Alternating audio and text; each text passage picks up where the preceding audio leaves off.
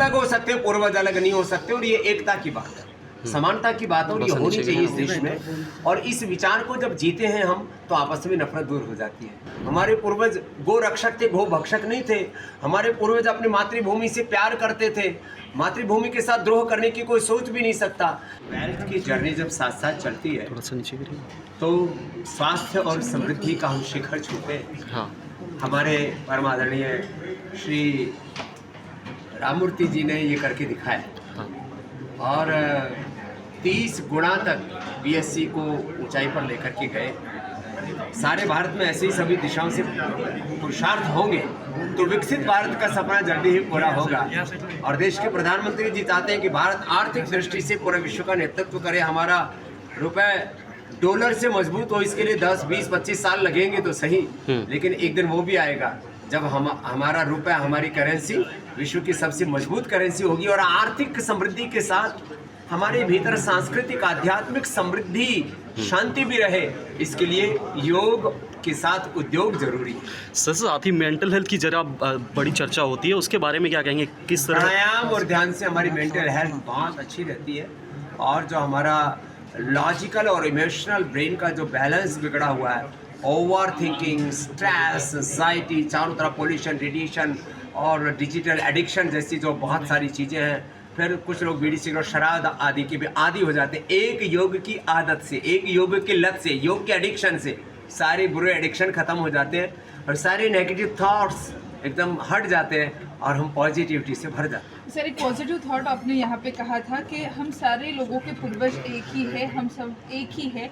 भले ही धर्म या फिर कई सारी मजहब अलग हो सकते हैं, पूर्वज अलग नहीं हो सकते, और ये एकता की बात है, समानता की बात है, और ये होनी चाहिए इस देश में। और इस विचार को जब जीते हैं हम, तो आपस में नफरत दूर हो जाती है। हम एक दूसरे को अपना भाई मानने लगते हैं, एक दूसरे को अपना दुश्मन नहीं मानते। और जब पूर्वज एक मानते हैं और पूर्वजों के प्रति कृतज्ञता रखते हैं, तो हमारे पूर्वज योगी थे, रोगी भोगी नहीं थे। हमारे पूर्वज गो रक्षक थे, गो भक्षक नहीं थे। हमारे पूर्वज अपनी मातृभूमि से प्यार करते थे, मातृभूमि के साथ द्रोह करने की कोई सोच भी नहीं सकता। जब हम एक पूर्वजों को समान रूप से आदर देते हैं और अपने पूर्वजों को अपना आदर्श मानते हैं, तो राम के का रामत्व, कृष्ण का कृष्णत्व, शिव का शिवत्व वो हमें अपना लगने लगता है। तो इस देश के साथ हमारा जो इमोशनल कनेक्ट है वो और गहरा होता है। इसलिए हम सबके पूर्वज एक है, मजहब अलग हो सकते हैं, ये विचार राष्ट्रीय एकता, अखंडता, संप्रभुता के लिए जरूरी है। और ऐसा होने से इस देश में जाति, वर्ग, समुदायों और मजहबों के नाम पर जो भेदभाव की दीवारें खड़ी कर दी गई वो उठेंगी। लेकिन सर, जिस तरह आपने हिंदू राष्ट्र की बात की, उसे असंवैधानिक बताया गया, कैसे? नहीं, देखो हमारा संविधान क्या सिखाता है? संविधान सिखाता है साइंटिफिक टेम्परामेंट रखो। तो ये साइंटिफिक टेम्परामेंट है कि हम सबके पूर्वज एक है।